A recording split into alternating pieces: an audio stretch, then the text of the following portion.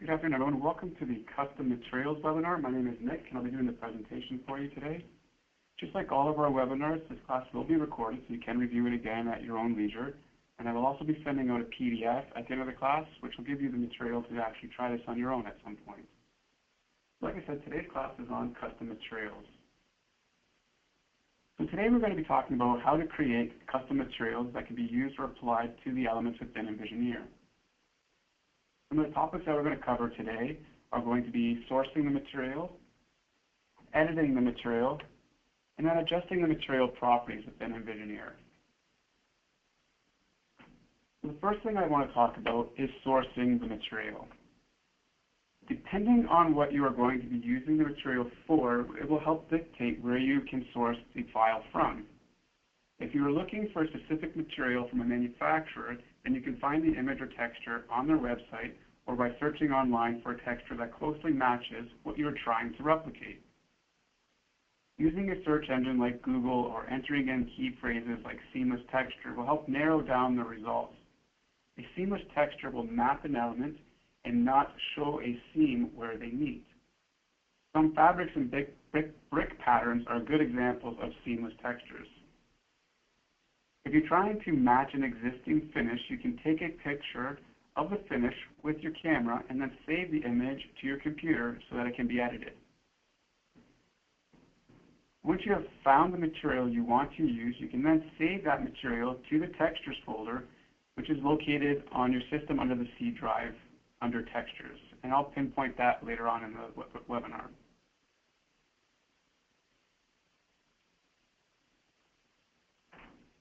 Now I want to talk about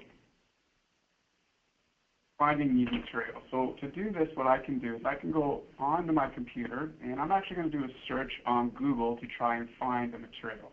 And I've actually already pulled up the search engine, and I'm trying to find a board and batten texture, and I found one here. Now, when I look at this texture, it's giving me pretty much exactly what I want to see, but it's not going to be a tileable texture. And what I mean by tileable textures are, when I go to map this on my wall, it's going to take this edge and line it up with this edge. So basically, this is going to be an extra wide section, and it will be displayed on my screen that way. So I'll be able to see that this isn't actually meeting properly. So what I'd want to do is I'd want to take this photo or this image and edit it in an editor, and then crop off this portion of the texture so that when they line up, this piece of the board and batten lines up with this edge, and it gives me that seamless look. I'm not going to be worried about the height of it because this is going to carry on up and down, and I can make that texture height however tall I want it to be. I'm more concerned about the width and making sure that the edges line up. So I'm going to take this texture, and I'm just going to simply right-click on it. I'm going to say Save Image As, and I'm going to save this to my desktop. And I'm going to give it a name, and I'm just going to call it Gray Board and Batten.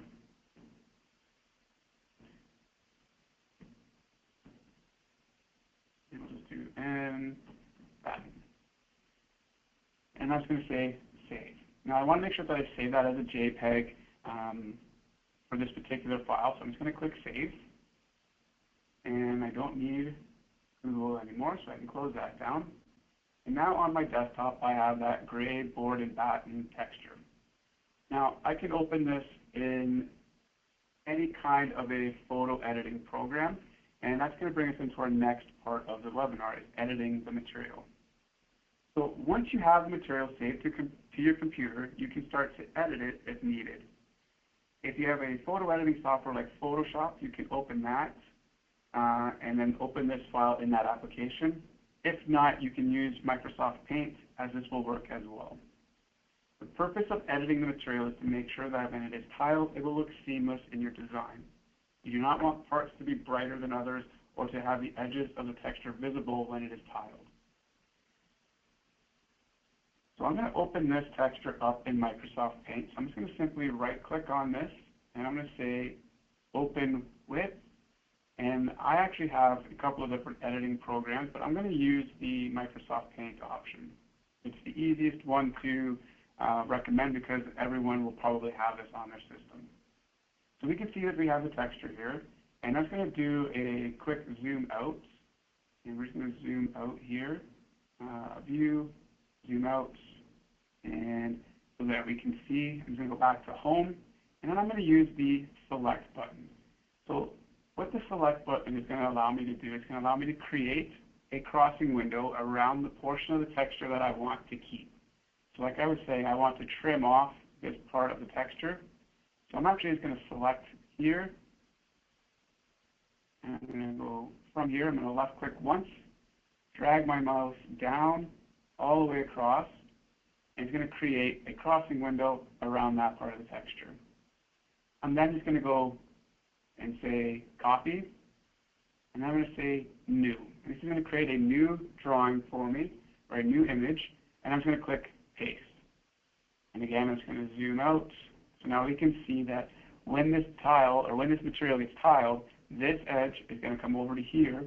It's going to keep tiling across, and these edges are going to line up properly. So now that I'm happy with that, I'm just going to go and I'm going to say File, Save As.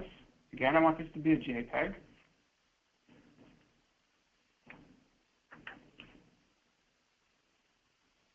And I'm going to select JPEG, and then I'm going to give it a name. And again, I'm going to save this to my desktop, and I'm going to call this board and batten. I'm just going to override the original.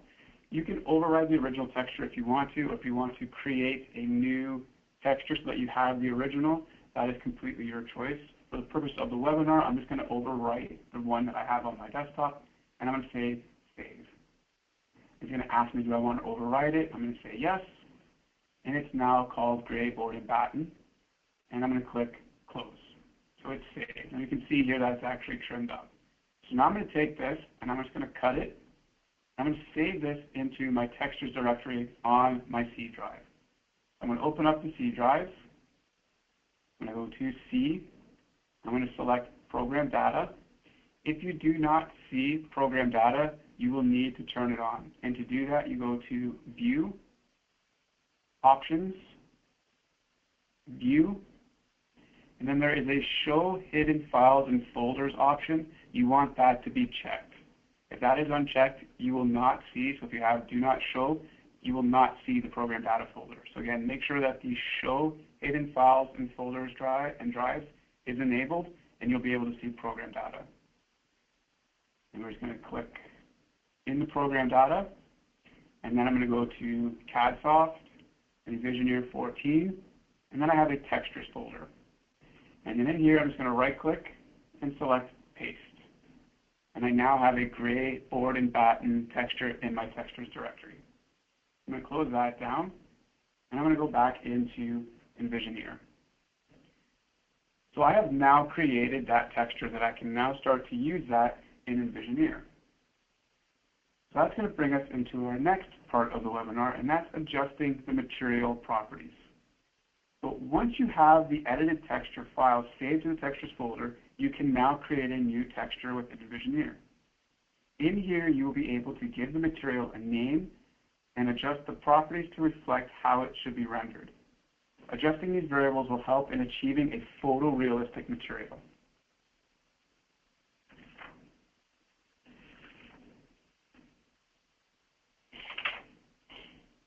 So what we're going to do now is we're going to go to File, and I'm going to go up into Catalogs, and I'm going to select the Library Manager, and this will load up the Library Manager for me. And this may take a second to load up.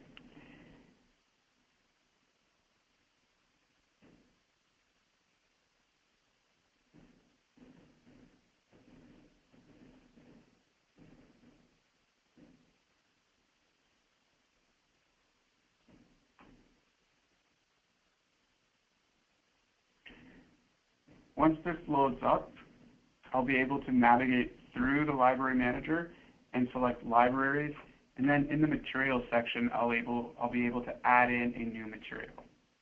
So once this loads up, which is taking its time right now,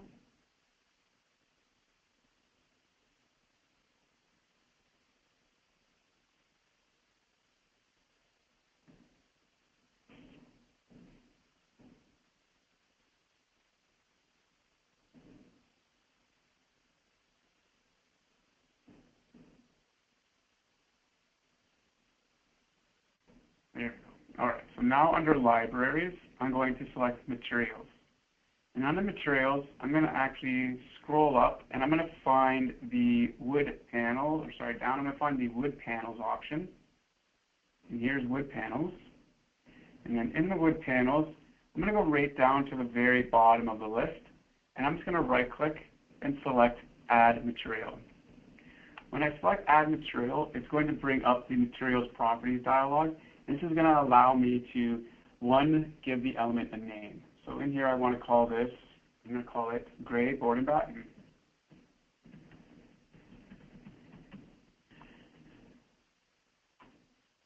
Once I have that option selected, I can now go to where it says texture, and I can just click on the image of the texture. And this will allow me to pick the texture that I want to use. And since I've saved this to the textures folder, when I click select, it will actually open up in the textures folder, and I can just do a quick type of gray, and it should find the gray board and batten texture that I added in. And I can click on that and say open. And it's going to bring up that new texture for me. So once I have the texture located, I can now start specifying the tile height and the tile width. So the tile height, I want that to be a certain height, but right now this is set to constrained. So it's going to lock the aspect ratio so that if I change the height, it's also going to change the width. In this particular case, I do not want that. So I'm just going to unclick that, and that unlocks it. And now I can adjust these variables independently. So I'm going to say 8 feet. And then I want the width of this to be a set number. So each panel is 7.5 inches, and I'm going to want this to be about 30 inches wide. So I'm going to say 30 inches. And again, that'll now adjust it so that it's 8 feet high and it's 30 inches wide.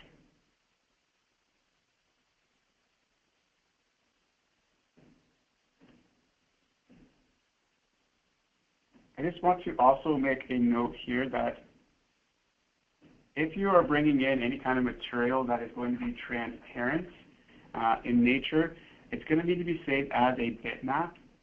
And you're also going to want to make sure that that section that is transparent is going to be in a RGB value of 255.0255. That's a magenta color, and that will help make that material transparent.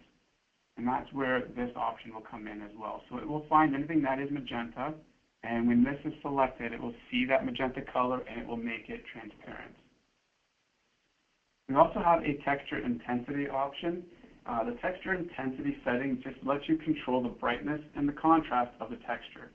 You can specify a value from anywhere from 0.00 to 2.00. So here, I'm going to make this, I'll leave it at 0.8. Again, you can play with this. The higher the number, the brighter it will be. The lower the number, the darker it will be. So again, play with this value as you see fit, but these are the values that you can adjust for that texture. And I'm just going to leave it as default and say OK. So now you can see that it's created that texture for me, and I can now continue on through the options in this list. So the next option is bump mapping. And if the texture you're adding in has raised edges or wrinkles, you may want to take advantage of the bump feature. This will give the texture the appearance of depth when it is rendered. And you can do this in a couple of ways. The texture can be a copy of the image that you have, and you just basically select the texture again and then bump up the scale value on it. Or you can create a normal map of the texture, and you can then apply that normal map to the texture itself, and it will give it a bumped look. For this particular texture, I'm not going to need to worry about adding any kind of bump mapping, so I'm just going to leave that blank. The next setting we want to look at is emissive. So the emissive option allows you to control how much light the texture gives off. Again, this texture isn't going to need to have any kind of emissive quality. This would be used more for something like if you're going to be using an image for a TV screen, or if you want a light fixture to have a material that's giving off light, then this is where you would play with the emissive quality. The opacity option controls how how transparent the texture is. So with this option, or with this texture again, we don't want this to be transparent in any way, so you want this to be fully opaque. But if you're creating a glass texture, then you would want this to be semi-transparent. So you would adjust the slider here to show it to be transparent. And so here you can see that just by sliding that, it's creating a transparent look to that texture. The specular option controls how shiny a texture is. So again, this texture isn't going to have any kind of a shininess to it, but you can apply a shine to it, and you'll start to see that it shines, the light is on it as well. And then the reflective quality just allows you to adjust this to show how reflective the texture is going to be. So here if I play with the texture and I adjust the reflection, we can see that it's also reflecting light, but it's also reflecting anything around it as well. So again, I don't want any of these options enabled, so I'm just going to turn those off. Down here we have something called IOR, or what it's really called is index of refraction. This describes the way light bends when it crosses the material surface. So a value of 1 means the light will not change direction. Selecting a material from the drop box, for example, when we look at this, we have air, water, crystal, glass, diamond, etc. There's a bunch of different options in here. These all populate in the index of refraction edit box with the index of refraction for that material. So if I was to select water, for an example, we can see here that its index of refraction is 1.33. When I go to air, it's just 1.0. So again, this isn't going to cause any kind of refraction off of that texture. So again, I'm going to leave that as air and just leave it as that.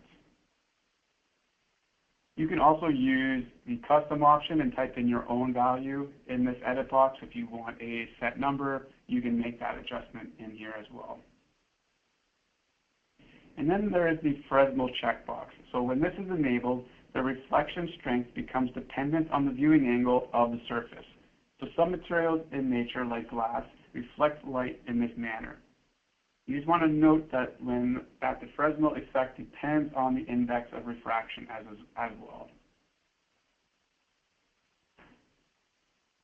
Next, I want to talk about the Information tab. So under the Information tab, there's a couple of different options in here. The material usage, I want this to be set to wood. And the reason why I want this to be set to wood is because when I go to do a search in the material library or in material filters, it will filter everything for me when I select wood. So this texture will now show up when I do any kind of a search. You can also apply an assembly to this if you wanted to, which basically just allows you to enable pricing information to a material so that it is accounted for in your project costs. And then we also have a manufacturer. And under the manufacturer, you are able to actually link this up with a known manufacturer. And then once this material is used, they're actually able to select the manufacturer, and it will actually take them to the manufacturer's website. So they can see different options or different materials that manufacturer would present them. We're just going to set none to that, and then we're just going to simply say OK. Once we've clicked OK, we've now created our new texture. We can see it in our list. I'm just going to click OK to the library manager, and this will save the catalog for me. And once the catalog is saved, we've now created a brand new texture. While this is saving, I'm just going to go over a quick overview, and then we'll actually apply that texture to the model. So some of the things that we talked about today, we talked about sourcing the material. This can be done based on what you need that texture to be, so searching online for an image or by going to the manufacturer's website. You can also use your camera to take a picture of the material that you want to be using as well. Once you have the image, you will now need to adjust it. So you can use programs like Microsoft Paint, or you can use programs like Photoshop to edit that material that you've selected. And again, editing that texture is mainly going to be done to make sure that it tiles correctly, that there's no bright spots in it that are going to be repeated through the pattern or through the texture itself, so it's easily identified as a texture that's being tiled. And then the last thing we talked about was using the texture and adjusting it in Envisioneer to show the different properties for that texture. So again, we added that texture in, so now I can select my materials paintbrush, and it will load up the catalog with all the different textures that I can use. And since I saved the catalog in that last folder, which was wood panels, that gray board and batten is the texture that's available to me right now, and I can just simply select and place it on these walls. And I can go in and select these walls and go right-click Properties, and I want to adjust the rotation of that. So under Appearance, Exterior Mapping, I'm going to change that to B, box, and I'm going to say I want this to be 0 degrees, and we'll say OK. And then we'll say OK. So it's now taken that texture and applied it to this wall for me, and I can see it along the wall itself, like so. And I can take this one here and say I want this to be even taller, so instead of just being 8 feet, I can say I want that height to be taller, so I can go under Properties, Appearance, Mapping, and I'm just going to uncheck this. I'm going to say I want the height to be, we'll say 15 feet, but I still want the width to be 30 inches. So this is only adjusting this one wall, not the other walls. So it will adjust just that texture for me on that one wall. So now it's cleaned that up, and it looks a lot cleaner. And that is adding in custom textures. So I'll open up the question section now. So again, if you have any questions, please feel free to go ahead and enter those in, and I will do my best to answer any questions that come up.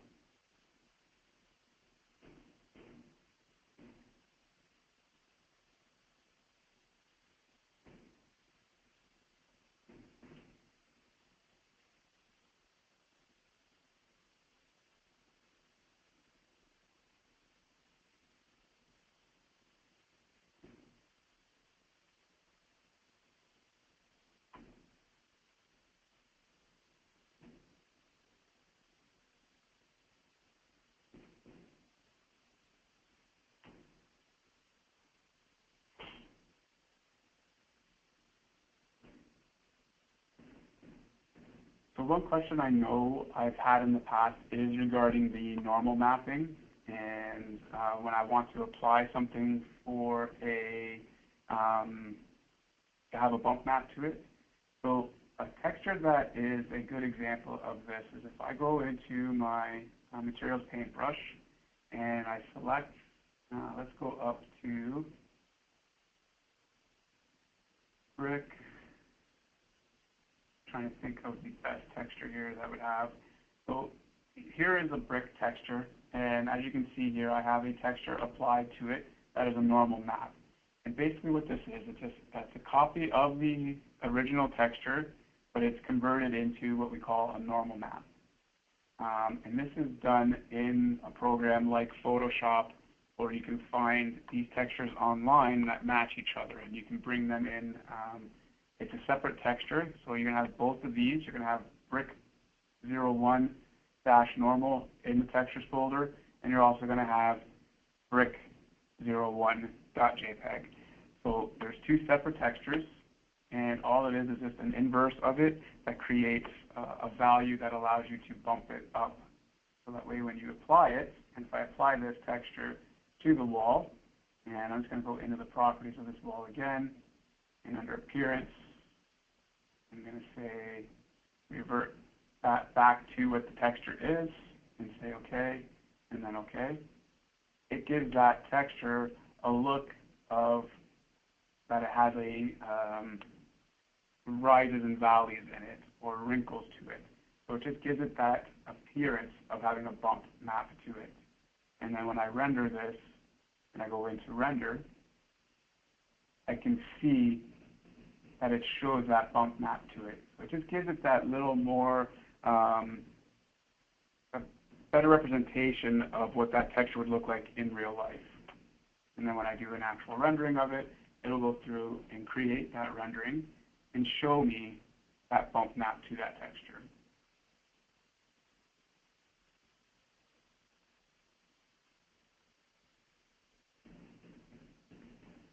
So I'll leave the question section open for a couple more minutes, so please feel free to go ahead and enter any questions in that you have. And as this is rendering, we can start to see how that bump map actually takes effect on this texture itself. So you can see where there's little indents, the light is going to shine in those indents, and it'll cast shadows across it as well. So it just gives it that illusion of depth for that texture. And just a note to this as well, the more bump mapping you apply, it will increase rendering times as well. Just like adding in reflections and mirrors, they will increase the rendering time. But by doing this, you're also increasing the photorealistic quality of the image as well. So again, be wary of it when you're using it. But again, if you're looking for a photorealistic rendering, these are values that will help you achieve that look.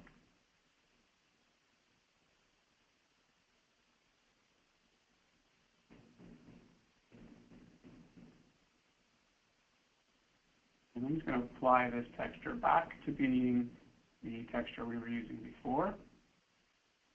And I'm just going to adjust it back, and I'll leave the question section open again for a couple more minutes. So again, if you do have questions, please feel free to go ahead and enter those in. Like I mentioned at the beginning of the class, I will be sending out a PDF of what we've covered today, so you will be able to do this on your own, on your own time as well, so that way you have the understanding of how this works. And if you do have any questions at all after the presentation, you can send those into our support department, and they'll be able to help you out with any questions you may have as well.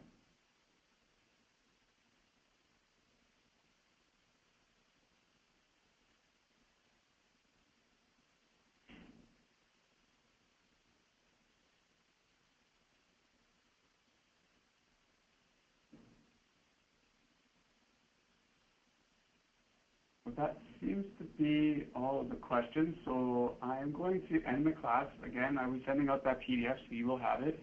But I want to thank everybody for attending today, and I look forward to speaking with you all again very soon. Thank you very much, and have a great day.